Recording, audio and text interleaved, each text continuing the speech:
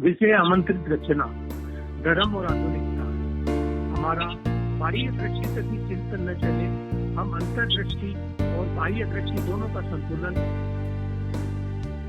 का जीवन जिए तो सब समस्याओं से रहित शांत जीवन जी सकते हैं। अनेकांत की भगवान महावीर की शैली हमें प्राप्त है। गुरुदेव तुलसी जी ने भी श्रावक संबोध में हमें बार बार जैन जीवन शैली के सूत्रों में यही सब सामंजस्य बिठाकर शांति के साथ सहज सरल जीवन जीने की प्रेरणा दी है।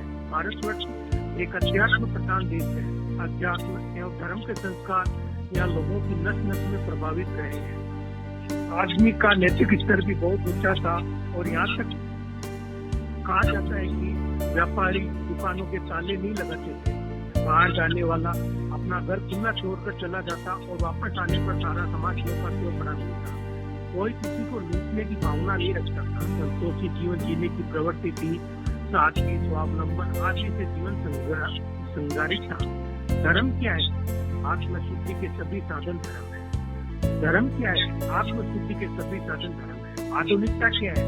आज के भौतिक युग में समय के साथ साथ हुए परिवर्तन को अपनाते हुए जीवन में चलना।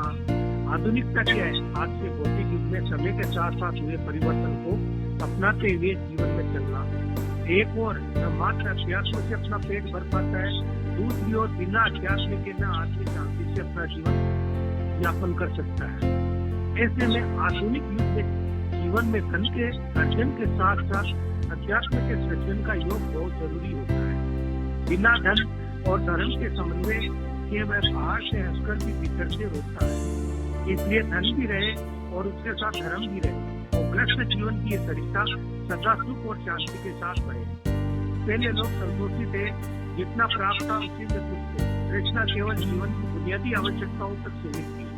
पर आज के कलयुग में लोगों की भावनाओं में काम, क्रोध, मोह, लोभ, माया, अहंकार आदि प्रवेश हो चुका है। आधुनिकता और दिखावे के चक्कर में असंतोष का वातावरण बढ़ता जा रहा है।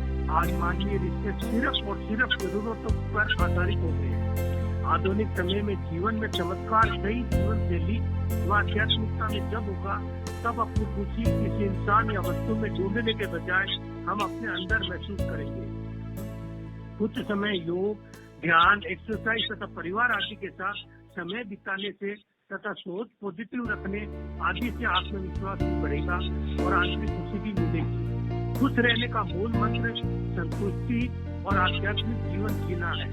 संसार में हर क्षेत्र में बहुत ही हस्तियों का जन्म हुआ और आगे भी होता रहेगा।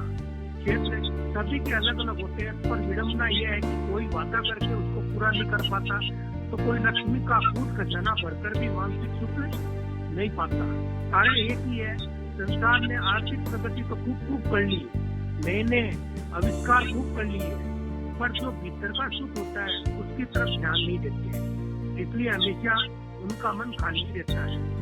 जब हम अतीत का अवलोकन करते हैं तो हमें ऐसी जानकारियां मिलती है कि संसार का कितना भी बड़ा आदमी क्यों न हुआ हो, उनका जीवन धार्मिकता और आध्यात्मिक क्रियाओं से जुड़ा होता था। हर घर में नित्य कुछ न कुछ धार्मिक ग्रंथों का पठन होता था। उनके जीवन में असीम शांति साफ झलकती थी। इसलिए जीवन में अगर मानसिक शांति प्राप्त करनी है तो आर्थिक उन्नति के साथ साथ आध्यात्मिक उन्नति भी बहुत जरूरी है। मर्यादित जीवन का जब अंत होगा तब इस लोक की कोई भी वस्तु साथ नहीं जाएगी। ये बात भी हम जानते हैं कि उम्र की दहलीज पर जब सांस की आहट होती है तब ख्वाहिशें थमने लगती है और सकून की तलाश बढ़ जाती है। वह सकून हमें भौतिक धन के साथ साथ आध्यात्मिक संपत्ति एक अध्यात्म प्रधान देश है जो भौतिक संसाधनों के साथ साथ आत्मिक के सामंजस्य की शिक्षा भी देता है। सम्यक दर्शन, ज्ञान, चारित्र, मोक्ष मार्ग है। धर्म की अंतिम मंजिल और उसका सार है। मोक्ष अनंत सुख, आनंद व शांति है। सभी जीव अपने जीवन में अपनी समझ व युक्ति से इन सुखों की प्राप्ति चाहते हैं, लेकिन इसके लिए प्रथम श्रेणी सम्यक दर्शन जरूरी है।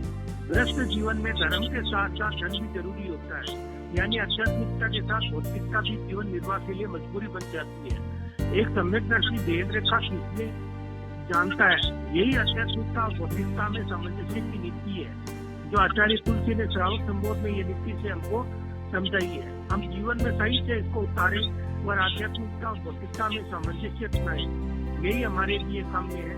यही हमारे लिए काम हो गया।